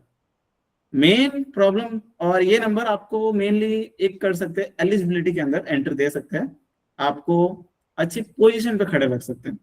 लेकिन उसमें एंट्री तो मिल गया इन नंबर्स की वजह से, लेकिन उस एंट्री को, उस पोजीशन को आपको बनाए रखना है। वो कैसे होगी? वो होगी इससे। बोलो बोलो बोलो। अगर आपका ये नंबर अच्छा है लेकिन आपका आईक्यू लेवल अभी भी थोड़ा सा पीछे है, अगर आपका ये नंबर अच्छा है लेकिन आपका अंडरस्टैंडिंग लेवल अभी भी पीछे है, अगर आपका आईक्यू अच्छा है लेकिन फिर भी आप चीजें रटने के तरीके से समझते हो और just as a exam clear point of view समझते हो, तब तो मैं बोलूंगा आपके ये नंबर आपको एंट्री तो दिला सकते हैं, लेकिन जो आपका ओवरऑल पर्सनालिटी है उस पोजीशन को बनाए रखने के लिए वो उसमें थोड़ा सा पीछे हो सकता है। बोलो बोलो बोलो। लेकिन हाँ, इसका ऑपोजिट रिजल्ट भी सही है। इसका ऑपोजिट रिजल्ट भी थोड़ा सा हानिकारक है वैसे देखा जाए तो। अगर आप नंबर्स पे ध्यान नहीं दोगे, नॉलेज बढ़ाते रहोगे, तो मैं मानता हूँ सोसाइटी के अंदर आपका रेपुटेशन बढ़ जाएगा। सोसाइटी में तो चलो नहीं बढ़ेगा, वर्किंग प्रोफेशनल के अंदर आपका रेपुटेशन बढ़ जाएगा जब आप वहां पे एंट्री ले लोगे और उसमें आप अच्छा कर पाओगे। लेकिन जो एंट्री लेने वाली बात है ना, वो आपकी डिसाइड होगी मार्क्स के बेसिस पे, तो मार्क्स भी होने ज्यादा जरूरी है। तो आइडियल पर्सन वो है जो चीजों को अंडरस्टैंडेबल वे में भी पढ़े, कंसेप्चुअल क्लैरिटी के वे में पढ़े और अपना ब्रेन एकदम पूरा इन्वेस्ट करके पढ़े, नॉट जस्ट अबाउट एग्जामिनेशन को क्लियर करने के लिए। आप लोगों ने 3 इडियट मूवी तो देखा होगा। मार्क्स लाने के लिए मत पढ़ो, हो सके तो उस वे में पढ़ो कि आप चीजें कुछ सीख पाओ, आप चीज को समझ पाओ, आप उस चीज को समझ के आप कुछ चीज आगे रिलेट कर पाओ। अगर ये चीजें 1-2 साल तक आप फॉलो करते हैं, इवन प्रिपरेशन के टाइम भी, तो हो सकता है आप एग्जामिनेशन के अंदर अच्छा से अच्छा स्कोर भी कर पाओ। क्योंकि ये जो भी एग्जामिनेशन है बोर्ड का, चलो मैं कह सकता हूँ एक तरीके से थोड़ा इंफॉर्मेटिव है, आपको करना पड़ेगा अच्छे से। बाकी अगर मैं जेई, नीट और उनकी बात करूं तो उसके अंदर आपका कंसेप्चुअल अंडरस्टैंडिंग डीपेस्ट वे में होना चाहिए। जितना ज्यादा आप डीप वे में अच्छे से पढ़ोगे उतने अच्छे तरीके से उनके क्वेश्चंस आप सॉल्व कर पाओगे। वैसे वो भी चीज मैं आपको अच्छे से बताऊंगा अच्छे तरीके से, बट आप इस चीज को थोड़ा कंसीडर करके देखो। अगर इस तरीके से पढ़ोगे तभी आप चीजें में कुछ अच्छा अचीव कर पाओगे। अदरवाइज आपको पता है इंडिया के अंदर अनएम्प्लॉयमेंट का बहुत बड़ा नंबर है, ठीक है। तो इसमें मैं यही कहूंगा ओवरऑल कि पढ़ना है तो इस तरीके से पढ़ो।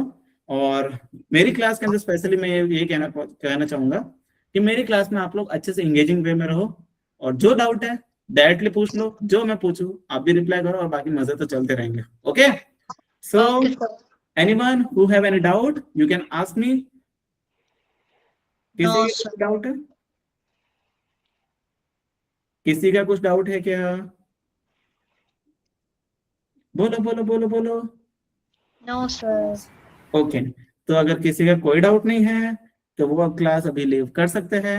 मिलते हैं कल की अगली क्लास के अंदर, और कल की क्लास में मैं आपको चीजें राइट करके और न्यूमेरिकल वे में एक्सप्लेन करूंगा, और जो मैंने बातें बोली हैं वो मैथ्स के थ्रू मैं आपको प्रूव करूंगा। Okay okay sir. So goodbye everyone. See you in the next class. Best of luck for yours and be prepared for your studies. Good Okay, night. sir. Sir, good night. Thank you, sir. Okay. Good night.